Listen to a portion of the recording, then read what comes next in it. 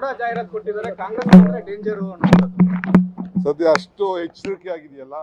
ಖಾಲಿ ಚೊಂಬು ಇಟ್ಕೊಂಡು ಗೌರವಾನ್ವಿತ ದೇವೇಗೌಡರು ಪ್ರೈಮ್ ಮಿನಿಸ್ಟರ್ಗೆ ನೀವು ಚೊಂಬು ಕೊಟ್ಬಿಟ್ರಿ, ನಿಮ್ಮಿಂದ ನಮ್ಗಿಂತ ಅನ್ಯಾಯ ಆಯಿತು, ಈಗ ನೋಡಿ ನಮಗೆ ಮಾತಾಡೋಕ್ಕೆ ಶಕ್ತಿನೇ ಇಲ್ಲ ಅಂತೇಳಿ ದೇವೇಗೌಡರು ಪ್ರೈಮ್ ಮಿನಿಸ್ಟರ್ಗೆ ಹೇಳ್ತಾ ಇದ್ದಾರೆ.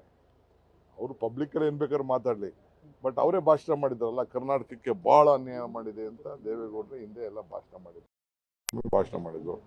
ಸೊ ಚೊಂಬನ ಹೇಳ್ತಾ ಇದ್ದಾರೆ. ನಾವು ಪ್ರಶ್ನೆ ಕೇಳಿದ್ದೀವಿ, ಜಾಹೀರಾತು ಕೊಡಲಿ, ಸಂತೋಷ. ಜನ ಎರಡನ್ನು ಯೋಚನೆ ಮಾಡೋಷ್ಟು ಶಕ್ತಿ ಪ್ರಜ್ಞೆ ನಮ್ಮ ನಾಗರಿಕರಿಗಿದೆ. ಚೊಂಬಲ್ಲಿ ಬಂದಿದೆಯಲ್ಲ 15 ಲಕ್ಷ ರೂಪಾಯಿ ಎಲ್ಲರ ಅಕೌಂಟ್ಗೂ ಹೋಯ್ತಾ ಇಲ್ಲ ಅಂತ ನಾನು ಕೇಳ್ತಾ ಇದ್ದೀನಿ, ಸಿದ್ದರಾಮಯ್ಯನವ್ರು ಕೇಳ್ತಾ ಇದ್ದಾರೆ, ನಮ್ಮ ಕಾಂಗ್ರೆಸ್ ಲೀಡರ್ಗಳು ಕೇಳ್ತಾ ಇದ್ದಾರೆ. ಅದಕ್ಕೆ ಫಸ್ಟ್ ಉತ್ತರ ಕೊಡಲಿ. ಏನು ಉದ್ಯೋಗ ಕೊಟ್ಟಿದ್ದೀನಿ, ಏನು ಮಾಡಿದ್ದೀನಿ ಅಂತ ಫಸ್ಟ್ ಉದ್ಯೋಗ ಕೊಡಲಿ. ಅದು ಉದ್ಯೋಗ ಇರ್ಬೋದು, ಏನು ಮಾತು ಕೊಟ್ಟಿದ್ರು ಆ ಮಾತು ಖಾಲಿ ಚೊಂಬು ತಾನೆ.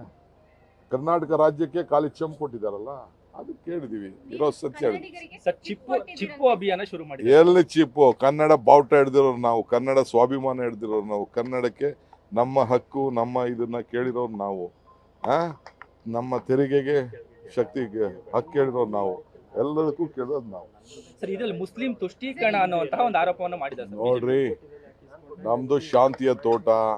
ಅವರು ಮುಸ್ಲಿಮ್ಸ್ ಬಾಂಧವರಿಗೆ ಅವ್ರಿಗೆಲ್ಲ ಕೂಡ ಮಾನಸಿಕವಾಗಿ ಹಿಂಸೆ ಕೊಟ್ಬಿಟ್ಟು ಈ ದೇಶ ಓಡೋಗ್ಬೇಕು ಅಂತ ಚಿತ್ರಹಿಂಸೆ ಕೊಡ್ತಾ ಇದ್ದಾರೆ.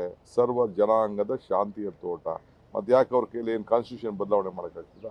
ಸಂವಿಧಾನದಲ್ಲಿ ಎಲ್ಲರಿಗೂ. But at no point of time any criminal activity ನಾವು ಎನ್ಕರೇಜ್ ಮಾಡೋದಿಲ್ಲ, ಯಾರಿಗೂ ಅವಕಾಶ ಕೊಡೋದಿಲ್ಲ. ಶಾಂತಿಯಿಂದ ಈ ರಾಜ್ಯ ಇದೆ, ಶಾಂತಿಯಿಂದ ನಾವು ನಡ್ಸ್ಕೊಂಡು ಹೋಗ್ತೀವಿ.